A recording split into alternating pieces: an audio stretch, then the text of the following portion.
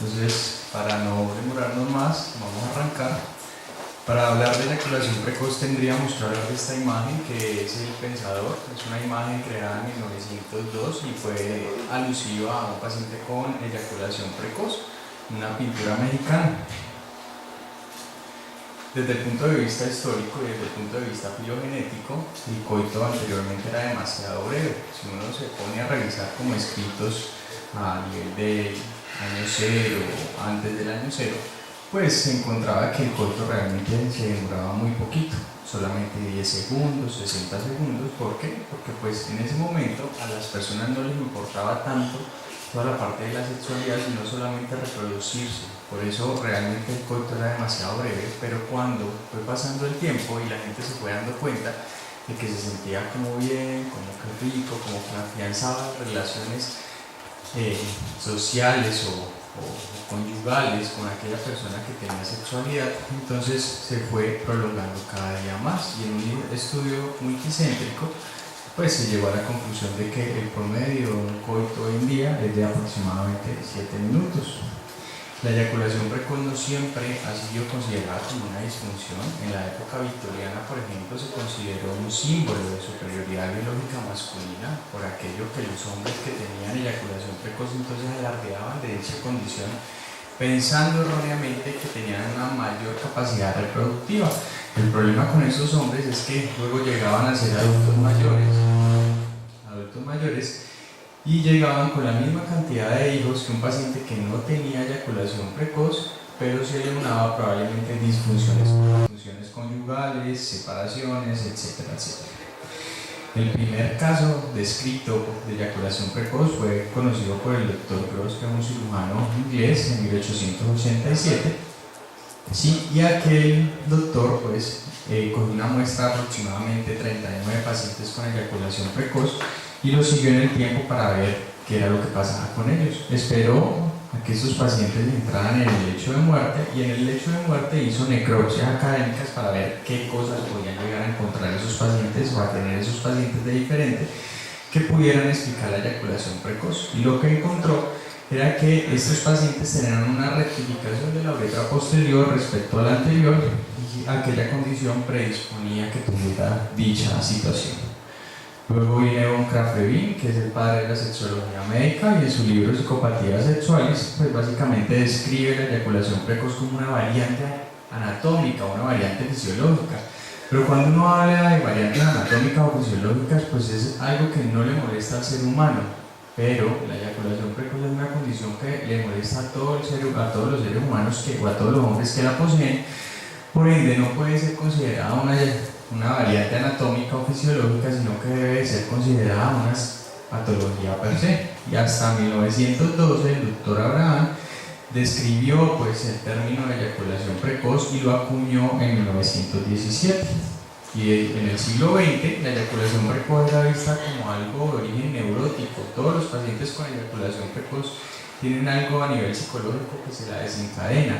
Pero luego, en el segundo tercio del siglo XX, viene la urología, un poco más acuciosa, empieza a hacer estudios anatómico-histológicos, en donde se encontró que en el surco ano-prepucial de los pacientes con eyaculación precoz había un mayor número de terminaciones nerviosas que ocasionaban una hiperestesia del glande, ¿sí? Lo cual iba a conducir a que tuvieran eyaculación precoz. Un frenillo demasiado corto y cambios pues en la uretra posterior que ya eran descritos previamente. Y Leighton Bernard Shapiro, un psiquiatra, en donde decía que básicamente el paciente con eyaculación precoz tenía una combinación de una constitución hiperansiosa y un aparato eyaculador inferior con un punto de menor resistencia a la presión emocional, lo cual desencadenaba dichos episodios.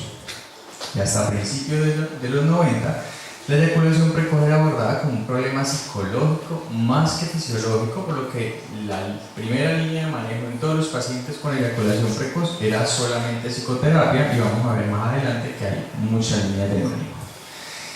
Desde el punto de vista de la definición, hemos tenido un gran problema desde la sexología médica hasta hace aproximadamente 7 años que se acuñaron algunos criterios específicos de eyaculación precoz. Sin embargo, en 1970, Master y Johnson proponen que es un problema en el desempeño sexual con repercusión desfavorable sobre la pareja, pero un problema en el desempeño sexual respecto a qué, respecto al rendimiento, respecto a la erección, etc. Realmente no proponen una definición muy clara. Kaplan, luego en 1974, propone que es una imposibilidad o persistente incompetencia para controlar la eyaculación de tal manera que ésta se presenta antes de lo deseado con la consecuente insatisfacción personal y de la pareja. El problema con esta definición es que no propuso tiempo. Entonces, aquel paciente que le llegara a uno y le dijera, doctor, es que tengo una eyaculación precoz, y al preguntarle a uno cuánto se demora usted entre penetrar y eyacular, y le dice a uno, por ejemplo, 20 minutos, no importa el tiempo, porque esta definición tampoco propone un parámetro de tiempo, solamente la incompetencia para eyacular.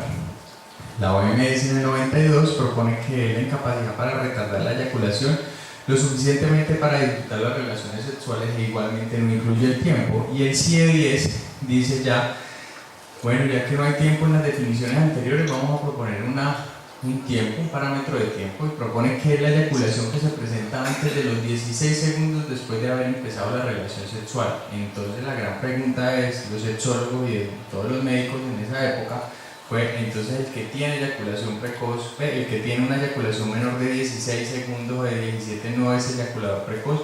Realmente era un tiempo demasiado corto para poder llegar a excluir pacientes con dicha situación, y obviamente a estas se les tienen que excluir los casos en los que se atribuye alcohol, a sustancias psicoactivas, medicamentos o a contextos sexuales que hayan inducido un aumento en los niveles de excitación por la novedad de la pareja o la situación y una baja frecuencia de actividad sexual. Luego viene Waldinger, y Waldinger, ya un poco más acucioso, propone el TLE. Y el TLE básicamente es el tiempo de latencia eyaculatoria intravaginal, que es aquel tiempo que se tarda el hombre entre penetrar y eyacular. Y él básicamente propone que ese tiempo debe de ser menor de 1 minuto, pero se le debe de dar un espacio de 30 segundos, es decir, que entre minuto y medio queda la definición concreta de eyaculación precoz. El DSM-4 en el 94 propone la misma definición de Waldinger, menor de minuto y medio, pero acompañado de una persistente o recurrente presentación de la eyaculación en el orgasmo con mínima estimulación antes, durante o inmediatamente después de la penetración y antes de que la persona lo desee, con un marcado malestar interpersonal. Y ya luego empieza la Sociedad Internacional de Medicina Sexual y la Guía Clínica de Asociación Urológica Americana a proponer la misma definición. Es decir, que hoy en día estamos, digamos, de acuerdo todos que debe ser una eyaculación que se presente por debajo de 1 minuto o 1 minuto y medio, que sea una situación que se presente por encima de 6 meses, y lo otro es que ocasione malestar personal e interpersonal. Desde el punto de vista epidemiológico, pues mire que la prevalencia realmente es demasiado alta, desde el 22 al 30% en estos dos estudios a nivel general hay hombres que presentan eyaculación precoz. Sin embargo, esa prevalencia realmente tenía una imprecisión diagnóstica. ¿Por qué? Porque la prevalencia en esta época, en el 2007, oscilaba entre el 16 y el 40%, que era muy alta, pero la imprecisión en la definición, ya que no tenían, digamos, unos criterios diagnósticos estandarizados, y ahí no tenían, digamos, el parámetro del tiempo. En un estudio demográfico español mostró que en el 2009 el 43% de los españoles sufrían de eyaculación precoz en algún momento de su vida por encima de 6 meses, pero el problema con este estudio fue que el 90% de los encuestados identificaron la eyaculación precoz más como la pérdida de control sobre su eyaculación que por la brevedad de la misma, es decir, que no tomaron en cuenta el tiempo.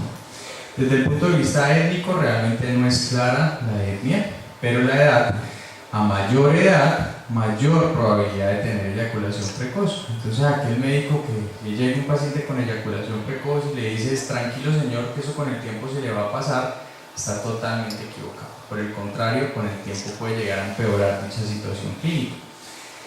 Clasificaciones hay muchas, y más adelante se las voy a mostrar, pero me interesa que conozcan esta, que es, digamos, la más importante, y es que la eyaculación precoz se divide en primaria o secundaria. Y la primaria es aquella que ha asistido desde siempre, aquel paciente que le llega a uno 16 años y le dice, doctor, desde los 13 años a masturbarme y desde esa época tengo eyaculación precoz. Y la secundaria es aquel paciente que en algún momento de su vida estuvo bien y con un tiempo de latencia eyaculatorio normal, pero que de 6 meses para acá empezó a estar mal. Entonces, la etiología de la eyaculación precoz primaria pues se divide en causas psicogénicas y biogénicas.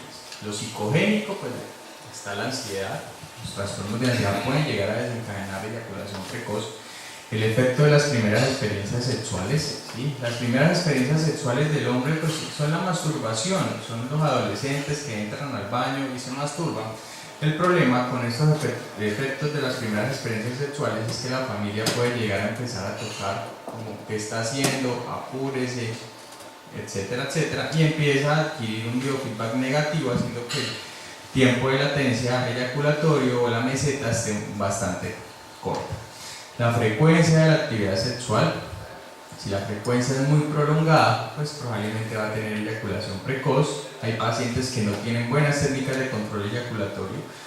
La gran mayoría de los hombres sabemos en qué momento vamos a eyacular y tenemos alguna técnica para poder llegar a prolongar esa eyaculación, como voy a cambiar de posición, voy a ir más despacio, pero hay un 1% de los hombres que no tienen esa técnica, esas estrategias, sino que cuando ya abren los ojos ya han eyaculado y no se han dado cuenta en qué momento. Y hay teorías evolutivas y psicodinámicas que apuntan pues a abuso sexual, etc. Desde el punto de vista biogénico está la hipersensibilidad peneana o del glande, que está dada por el acúmulo de terminaciones nerviosas a este nivel, una eyaculación hiperexcitable que está dada por una disfunción de los receptores centrales de serotonina, que es la teología digamos más aceptada hoy en día y en donde se está apuntando el tratamiento farmacológico. Y lo otro importante es que hay una predisposición genética. Aquel paciente que tiene eyaculación precoz primaria, probablemente hay que investigarle si su papá lo tuvo, si su abuelo lo tuvo, si algún hermano lo tuvo, porque tiene una asociación autosómica recesiva bastante importante. Desde el punto de vista fisiopatológico, tenemos la neurona presináptica y postsináptica. Y en la presináptica tenemos los receptores 5-HT1C, que son los encargados de desencadenar el estímulo eyaculatorio. Una hipersensibilidad a este nivel, que son los que desencadenan la respuesta, va a ocasionar la respuesta eyaculatoria. Pero estos receptores, que son los 5-HT2C, tienen una función en condiciones normales, y es decirle esas vacuolas presinápticas que se han unido aquí, decirle el paciente está teniendo relaciones sexuales, esperemos a que todos los receptores estén copados por vacuolas, y cuando todos estén copados mandamos el estímulo eyaculatorio. El problema aquí es que si en estos receptores hay una hiposensibilidad, esa función inhibitoria de estos receptores no va a estar. Entonces cualquier vacuola que se va a pegar de este receptor va a desencadenar el estímulo eyaculatorio, y esta es la fisiopatología per se de la eyaculación precoz. El mal aprendizaje, lo estaba hablando ahora, acerca de las primeras experiencias sexuales que tiene el hombre. Desgraciadamente el mundo occidental o los hombres occidentales enfocamos nuestra sexualidad, ¿sí?, solamente al falo, o es una sexualidad netamente falocéntrica. Si no hay un pene erecto, si no hay penetración, si no hay estímulo genital, no hay sexualidad, y eso es totalmente erróneo. Recuerden que besos, abrazos, caricias, manos, nariz, boca, etcétera, todo eso compone la sexualidad y es de lo que nos tenemos que pegar en esta parte. Y la eyaculación precoz secundaria tiene distintas etiologías. Desde el punto de vista de patologías médicas, pues se asocia con disfunción eréctil, con deseo sexual hipoactivo, con prostatitis y uretritis. Y recuerden pues médicos que una de las únicas formas en cómo podemos llegar a diferenciar la una de la otra es por medio del tacto rectal. Entonces siempre es el tacto rectal para diferenciar alguna de estas dos condiciones. Hipertiroidismo, accidentes cerebrovasculares que comprometan lóbulo frontotemporal, polineuropatía diabética, alcohólica, otras neuropatías, ¿sí?, y enfermedades cardiovasculares. Y en esclerosis múltiple sí me quiero detener un momento, porque recuerden que la esclerosis múltiple es una enfermedad crónica, neurodegenerativa, y que hasta el momento pues no tiene una cura específica, pero que la eyaculación precoz se convierte en un signo temprano de desencadenamiento de la enfermedad. Aquel hombre que va a hacer esclerosis múltiple hasta 15 años antes se ha encontrado que empieza a hacer episodios de eyaculación precoz refractaria al tratamiento médico.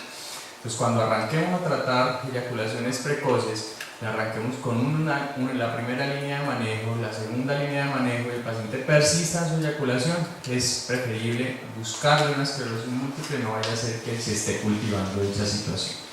Desde el punto de vista traumático, traumas a nivel del sistema nervioso simpático, por una cirugía de un aneurisma aórtico, fracturas de pelvis y traumatismos craneales que igualmente comprometan el lóbulo frontotemporal, fármacos simpático-miméticos, antagonistas serotoninérgicos como ondansetron, etc.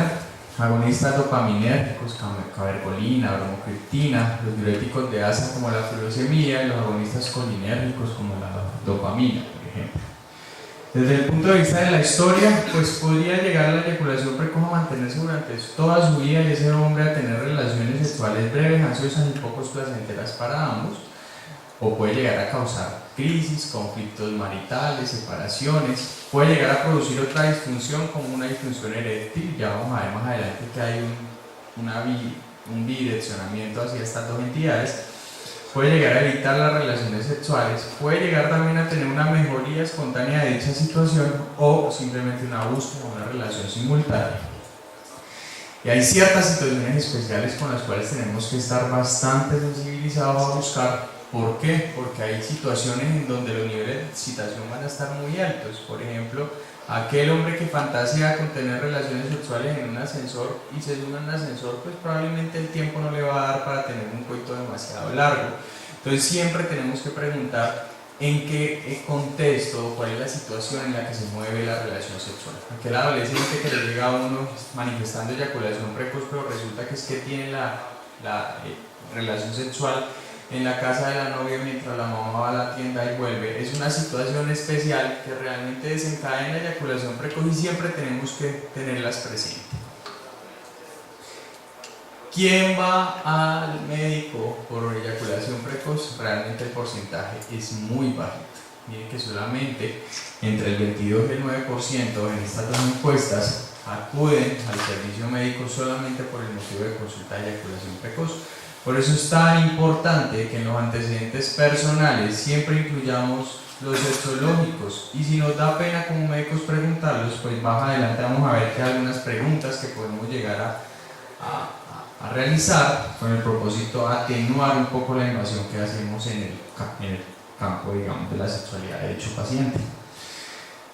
Las principales razones para no hablar sobre eyaculación precoz con el médico es vergüenza del paciente y una creencia que no hay ningún tratamiento médico, y sí hay tratamiento médico. Y lo otro es que a los médicos a menudo nos incomodan pues hablar de sexualidad con sus pacientes, generalmente por vergüenza, pero lo segundo es por falta de capacitación. Realmente en Colombia son muy poquitas las universidades que dan sexología médica, ¿sí? Entonces si a los médicos no nos enseñan sexología médica, pues probablemente no vamos a preguntar esas cosas porque no vamos a saber cómo abordarlas ni cómo tratarlas. El diagnóstico de la eyaculación precoz, no hay un examen específico que a mí me permita diagnosticar eyaculación precoz, solamente la historia clínica. Y en la historia clínica, ¿qué tenemos que preguntar? ¿Cuándo empezó? ¿Cuánto es el tiempo que transcurre entre la penetración y la eyaculación? Lo hablaba ahora que es el TLEI. La frecuencia con que se produce, la relación con las parejas concretas, la naturaleza y la frecuencia de las relaciones sexuales, si en la relación sexual hay juegos preliminares, hay heteromasturbación, hay automasturbación, cómo se comporta la eyaculación precoz cuando usted se masturba y cómo se comporta la eyaculación cuando usted tiene relaciones con su pareja, el impacto que tiene la misma sobre las relaciones sexuales que venía llevando, la relación en pareja y cuáles son los factores agravantes. Sí, doctor, es que cuando estamos estresados empeora la eyaculación precoz, o cuando llega el recibo del préstamo, etcétera, etcétera. Entonces siempre puede llegar a haber factores agravantes que desencadenen dicha situación. Y lo otro es que tenemos cuestionarios que podemos llegar a utilizar para pasárselos al paciente y para que ellos mismos lo autodiligencien, como son el PET y el IPET, que estos nos van a permitir discriminar pacientes con y sin eyaculación precoz.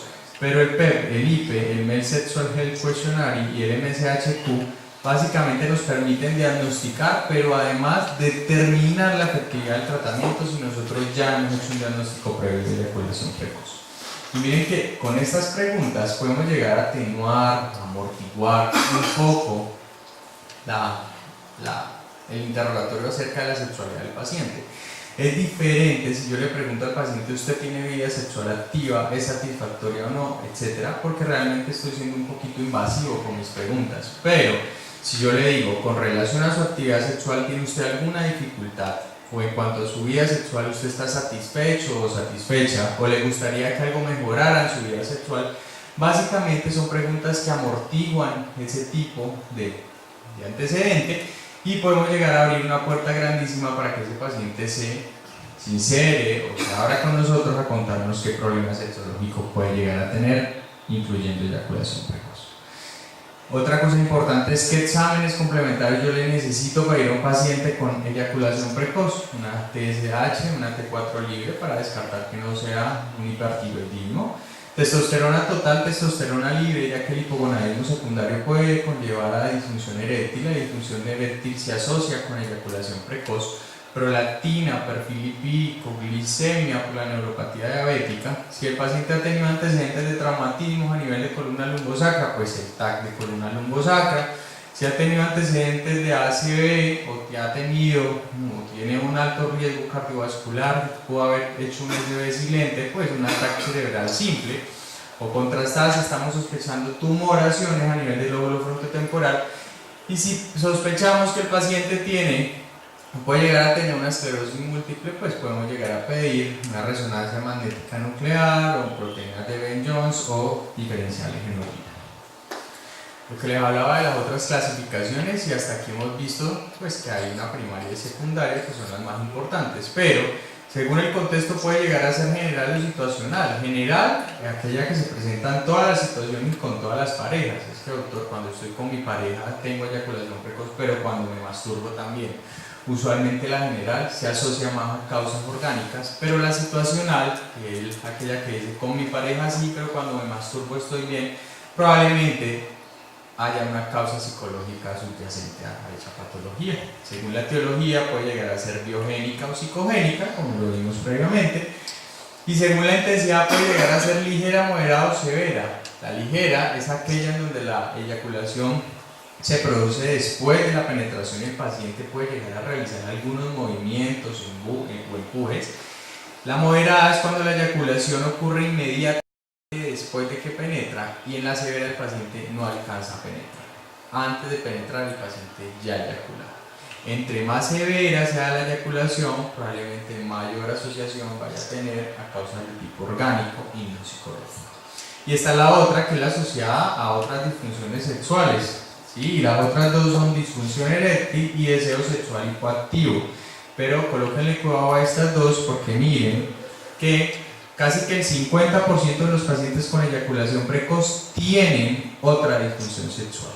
Y de ese 46.3%, el 50% va a tener disfunción eréctil, el 47.6% tiene deseo sexual hipoactivo y el otro 2.4% hay que descartarle alguna aversión sexual en ese momento hoy llamados trastornos parafílicos.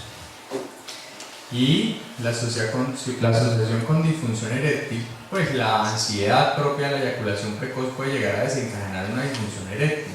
Pero si yo lo que tengo primero es una disfunción eréctil, eso puede también desencadenar una eyaculación precoz. Ahí la vía es bidireccional y siempre debemos de saber qué fue lo primero. Al final, independientemente de qué fue lo primero, siempre hay que tratar primero la disfunción eréctil y posteriormente encargarnos de la eyaculación. Respecto al tratamiento, vamos a ver pues que hay dos grandes líneas. Está el tratamiento no farmacológico y el tratamiento farmacológico, pero para hablar de tratamiento tenemos que hablar de las expectativas que tiene ese paciente respecto a lo que yo voy a hacer con él. Bueno, usted se está demorando 30 segundos, pero usted ¿cuánto esperaría poder llegar a durar? Hay pacientes que tienen expectativas muy grandes y ya se van a dar cuenta que depende del medicamento que yo le coloque o de la estrategia no farmacológica que yo le coloque, yo puedo llegar a mentalmente cuantificar a ese paciente cuánto se va a terminar demorando en su coito. La disfunción eréctil y en particular otras disfunciones sexuales o genitourinarias deben de ser tratadas primero o al mismo tiempo que la eyaculación precoz. A veces Si tiene una uretritis, si tiene una eyaculación precoz y arrancamos a tratar la uretritis, probablemente esa eyaculación precoz va a mejorar. Si le encontramos un hipertiroidismo y empezamos a tratarlo, probablemente la eyaculación precoz va a mejorar cuando ese hipertiroidismo también esté controlado. Y en los casos en que la eyaculación precoz pueda estar provocada o favorecida por factores orgánicos, farmacológicos, psicológicos, relacionales, estos tenemos que abordarlos de primero. En cuanto al tratamiento no farmacológico, tenemos pues, la terapia sexual, ¿sí? Aquella que pues, tenemos que dar en aquel paciente para favorecer que lo entienda por qué ocurre, en qué situaciones que se presenta, cómo puede llegar a modificar dicha situación. Tenemos que responsabilizar también a la pareja del problema para que ella nos ayude en dicha terapia.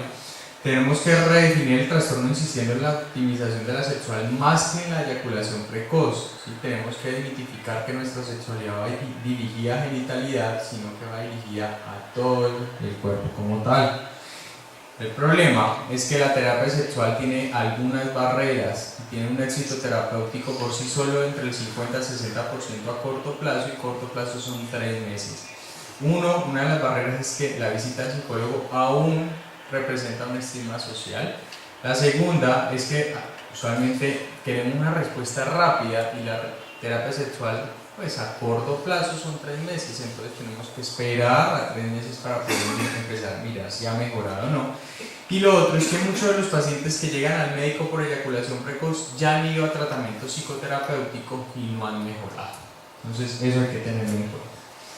Hay que hacer algunas estrategias individuales como entrenamientos en relajación fisiológica. Hay que tratar de indicarle a esos pacientes que se relajen concentrándose en sus sensaciones físicas, y hay que indicarles cuáles son las sensaciones que tenemos antes del orgasmo, porque hay pacientes que no saben en qué momento va a llegar el orgasmo y en qué momento va a llegar la eyaculación. Entonces hay que indicarle a ese paciente cuando usted va a eyacular, usted va a tener una contracción muscular, unas contracciones carpopedales, la frecuencia cardíaca va a aumentar, la frecuencia respiratoria aumenta, le va a dar dificultad respiratoria, va a tener mayor tonicidad muscular, el piso pélvico va a estar más fuerte, y en ese momento usted va a eyacular. Entonces es donde tiene que tratar de crear alguna estrategia para prolongar esa meseta, porque ahí recuerden un 1% de los pacientes que no saben en qué momento la eyaculación. Los ejercicios de Kegel por sí solos, el 61% de éxito terapéutico tienen. Sin embargo, estos ejercicios de Kegel se recomiendan básicamente contrayendo y relajando el músculo isquiocavernoso y bulbocavernoso, y básicamente de 2 formas le podemos indicar esto al paciente. Uno, que contraiga el esfínter anal, o lo segundo es que contraiga el pene como si quisiera ponerlo erecto. De esa manera, contra estos 2 músculos se deben de hacer 10 sesiones en el día. Cada sesión debe contener entre 5 y 10 contracturas, cosa de que al final del día se haga más o menos 100 contracturas diarias. Con estos ejercicios podemos llegar a tener hasta un 61% de mejoría. Pero si a eso yo le uno una rehabilitación completa de piso pélvico con electroestimulación, esa probabilidad de que mejore va a aumentar al 65%, y básicamente eso lo hacen con TENS, pasando electroestimulación a nivel de fosa ilíacas, pélvica, interna de los muslos, tratando de fortalecer estos músculos. Hay otras técnicas, que es la premasturbatoria. Pedirle al paciente que se masturbe antes de la relación sexual podría llegar a servir. ¿Cuál es el problema? Que a veces el paciente no alcanza a tener un segundo ciclo en su relación sexual y solamente tiene un ciclo. Entonces en aquel paciente no podemos llegar a recomendar la premasturbación. Está la otra, que es el aclimatamiento vaginal. Recuerden que el pene está en un medio que es frío y que es seco, que es el medio ambiente, y va a entrar a un medio que es húmedo y es caliente. Ese cambio de temperatura y de consistencia va a ocasionar una descarga neuroadrenérgica que va a predisponer a que se produzca la eyaculación precoz. Pero si yo le digo aclimate ese pene, introdúzcalo dentro de la vagina y déjelo ahí durante 30-40 segundos hasta que se aclimate, y luego ese arranque con los empujes, pues probablemente esa descarga neuroadrenérgica va a ser un poquito menor y va a mejorar la eyaculación precoz. ¿Cuál es el problema con el aclimatamiento? Que en una relación sexual 30 o 40 segundos es demasiado tiempo. Y siempre tenemos que tratar de cuidar la espontaneidad de la relación sexual. Porque si yo hago que ese paciente introduzca su pene en la vagina y se espere 30 a 40 segundos, los niveles de excitación femenina o de su pareja pueden llegar a disminuir significativamente. Y está el otro, que es el squeeze, que es también denominada técnica del apretón, y básicamente es en el momento en que el paciente está teniendo la relación sexual y siente que va a eyacular, saca su pene, aprieta el surco anal-prepucial, ¿sí?, durante 2 a 3 segundos, y lo que hace ese squeeze o técnica del apretón es como resetear el reflejo eyaculatorio. Vuelve a arrancar en la fase de meseta, dándole mayor tiempo a ese paciente. Pero como todo reflejo se agota, es decir que después de 3 veces no va a servir esta técnica. Hasta 3 veces puede llegar a ser esa técnica del apretón. Y desde el punto de vista farmacológico, miren que tenemos 5 líneas de manejo. Vamos a verlas cada una. La primera y la más antigua es unos anestésicos locales, los cuales van a encargarse de disminuir la percepción sensorial de ese paciente. Tiene un bajo perfil de efectos colaterales, pero tiene varios problemas. Uno, ocasiona hipoestesia del pene. Lo segundo es que siempre tienen que utilizar condón para poder utilizar porque si no van a ocasionar anestesia genital femenina y va a terminar la mujer no sintiendo nada. Y lo otro es que puede llegar a ocasionar disfunción eréctil por la misma hipoestesia. Los más utilizados son la lidocaína y prilocaína, y ambos lo podemos llegar a utilizar en crema o en spray. La diferencia entre crema y spray básicamente es la aplicación. Ambos sirven igual, multiplica por 5 el tiempo de latencia eyaculatoria intravaginal. Si yo tengo un paciente que está demorándose 1 minuto, pues probablemente con solamente este tratamiento va a demorarse 6 minutos, ¿sí? La diferencia entre aplicarse crema es que la crema se aplica 20 minutos antes de la relación sexual, pero el spray solamente 5 minutos antes de la relación sexual se aplica. Por eso, en pro de cuidar la espontaneidad de la relación sexual, el spray sería mucho mejor. La Essence Cream, que es una crema que se utilizó pues básicamente con extractos de 9 productos naturales, algunos con propiedades locales, anestésicas y vasodilatadoras, tenía una probabilidad de éxito hasta del 89.2%. El problema con esto fue el mal olor que tenía la crema.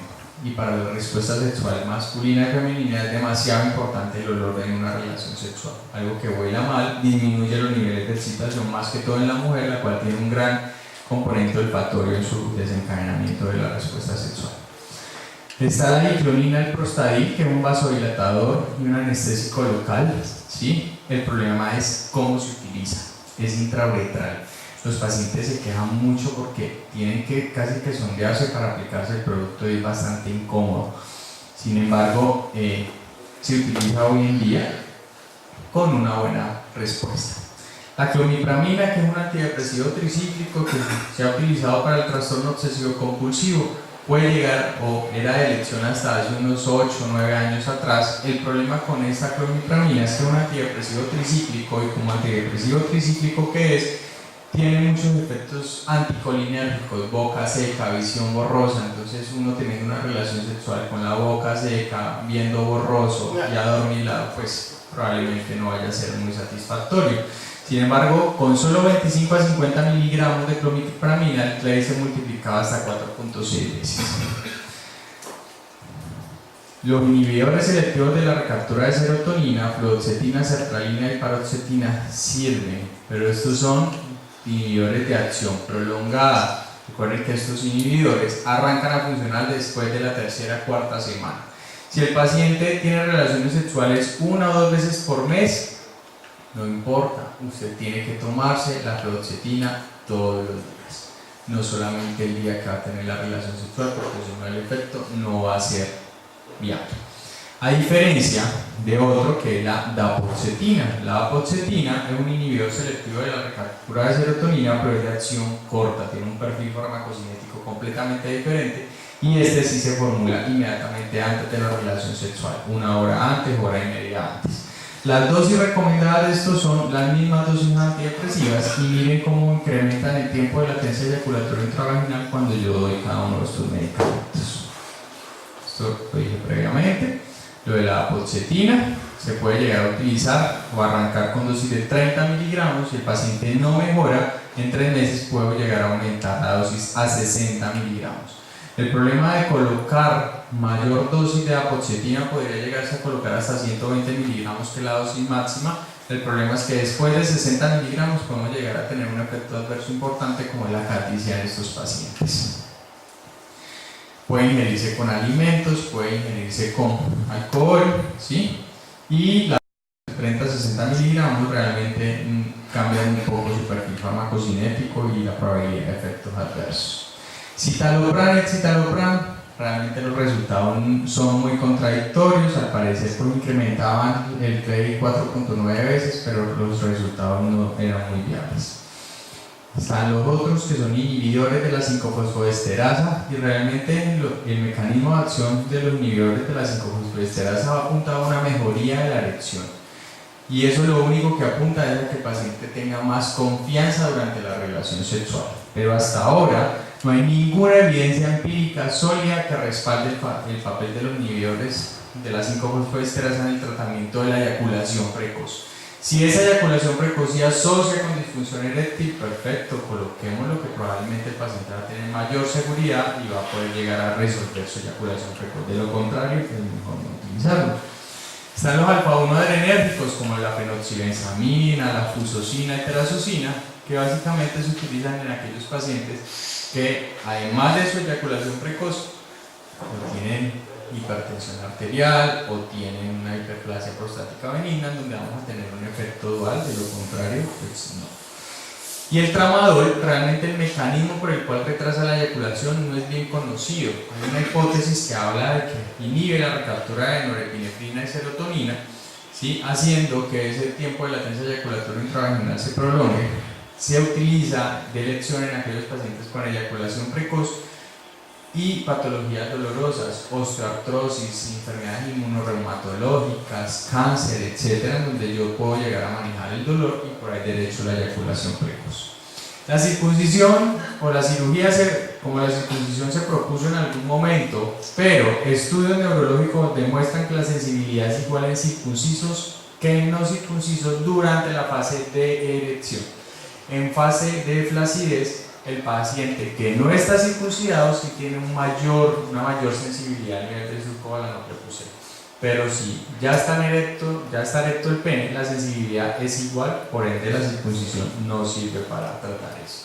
Lo que sí servía era la neurotomía, o sí sirve, era la neurotomía selectiva del pene con un porcentaje de curación entre el 83 y el 92%. El problema eran las decusaciones anatómicas, que a veces podían llegar a cortar algún otro nervio diferente y ocasionar disfunción eréctil, y le dejaban el dorsal del pene ahí, y dejaban al paciente con la disfunción eréctil y con la eyaculación precoz que traía previamente. Por eso no es una cirugía que se practique hoy en día con mucha frecuencia. Si se practican eyaculaciones precoces primarias, usualmente tenemos que pedir potenciales evocados para mirar a ver cuál es la función del nervio que vamos a cortar.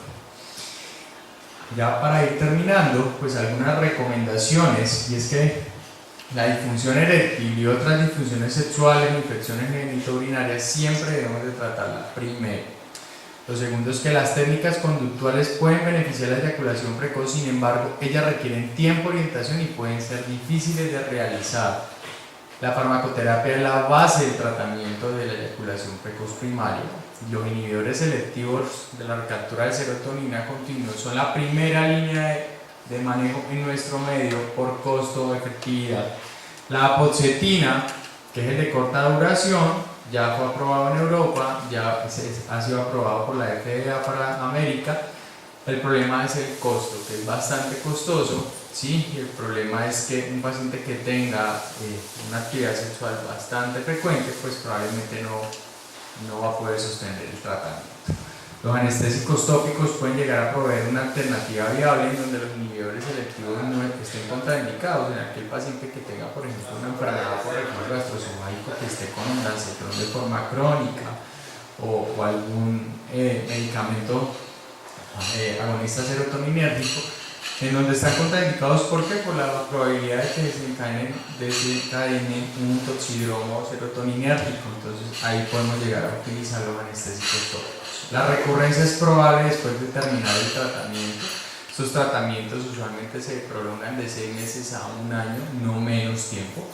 Y lo único que ha demostrado que mejora la prevención de las recaídas es la terapia cognitivo-conductual. Por eso todos esos pacientes de forma transversal, independientemente de qué medicamento le voy a colocar, deben recibir psicoterapia. Hoy en día, ¿qué hacemos? El tratamiento combinado, siempre colocamos psicoterapia, colocamos una técnica no farmacológica como aclimatamiento, premasturbatoria o el squeeze asociado a uno de los medicamentos. ¿Sí? Puede llegar a tener hasta un 90% de éxitos terapéuticos, que es bastante significativo. Y recuerden como conclusión que la eyaculación precoz es una condición multidimensional que refleja una respuesta fisiológica predeterminada biológicamente, pero influida por factores psicosociales, por lo que la combinación de la terapia sexual y el tratamiento farmacológico es la primera línea de tratamiento. Muchas gracias. Doctor, muchas gracias por la conferencia. En el caso de las llamadas sustitutas sexuales, también se recomienda, o ellas trabajan con igual tratamiento farmacológico. Bueno, no. Los únicos que estamos, digamos, autorizados para trabajar con tratamiento farmacológico somos los médicos y los odontólogos. Somos los únicos que podemos llegar a trabajar con tratamiento farmacológico. El resto no pueden llegar a trabajar con tratamiento farmacológico, pueden llegar a hacer psicoterapia. Las sustitutas sexuales pues es algo realmente muy nuevo aquí en Colombia, apenas está entrando por Bogotá y Medellín y apenas estamos siendo familiarizados. Y básicamente lo que ellas hacen es hacer un recondicionamiento sexológico psicoterapéutico, pero no farmacológico. Los únicos que podemos llegar a hacerlo somos médicos nomás. Buenas noches. ¿Es recomendado hacer ejercicios de Kegel durante la relación sexual para control de eyaculación? Durante la relación sexual todo el tiempo estamos haciendo Kegel, porque en una relación sexual todo el tiempo estamos haciendo contracción del isquio cavernoso y del bulbo cavernoso para lograr sostener la erección. Entonces en una relación sexual todos los hombres, o durante la masturbación todos los hombres tenemos contractura de esos dos músculos y estamos haciendo ejercicios de Kegel continuamente. ¿Qué diferencia hay tanto en la parte estadística y también durante la relación cuando la relación es homosexual? Es la misma. Realmente la caracterización entre si el sexo es vaginal, anal u oral realmente no tiene ninguna diferenciación. Lo que pasa es que los primeros estudios que se hicieron fue intravaginales, por eso el TLEI se denomina tiempo de latencia eyaculatoria intravaginal. Pero ya hace 5 años, 6 años para acá, realmente todos los estudios apuntan que es penetración. Y penetración puede ser oral, puede ser anal o puede ser vaginal. Primero que todo, felicitar, excelente su conferencia. Y segundo, preguntarte psicológicamente cuáles son como las causas más frecuentes que pueda causar eyaculación precoz. La principal causa es la ansiedad. ¿Sí? Y la ansiedad puede llegar a ser desencadenada por problemas laborales, sociales, familiares, que pueden llegar a desencadenar el trastorno de ansiedad per se. Por eso es muy importante durante el interrogatorio definir muy bien si hay asociación con algún factor agravante, porque esos factores agravantes usualmente son de origen psicosocial y ahí es donde podemos llegar a detectar en dónde está el problema.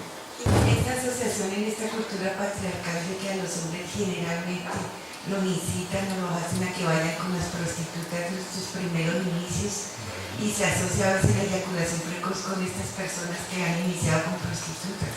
Sí, señora, es totalmente correcto. El desencadenamiento de la eyaculación precoz va a depender mucho, si es de origen psicológico, de cuáles fueron los efectos de las primeras experiencias sexuales. Usualmente las experiencias sexuales con trabajadoras sexuales pues son experiencias sexuales muy rápidas, ligeras, efímeras, ¿sí? Que no van a tener una sexualidad completa, sino solamente definida o solamente encaminada a la genitalidad. Doctor, ¿qué piensa usted sobre esa disciplina de yoga o el tantra? pues, que son orientales, pero si se pueden aplicar aquí en Occidente, pues, en su medio, pues, que nos ha llegado. Correcto. Todas, digamos, esas disciplinas como yoga, tantra, tai chi, ya tienen evidencia respecto al tratamiento de trastornos de ansiedad. Tienen una evidencia positiva, ¿sí? Todo lo que apunte o todo lo que conduzca a manejar los niveles de ansiedad en el paciente va a servir también para la eyaculación precoz. Entonces esas también podemos llegar a recomendar como terapias coadyuvantes a un tratamiento pues previamente farmacológico o psicoterapéuticamente o psicoterapéutico dado por el médico.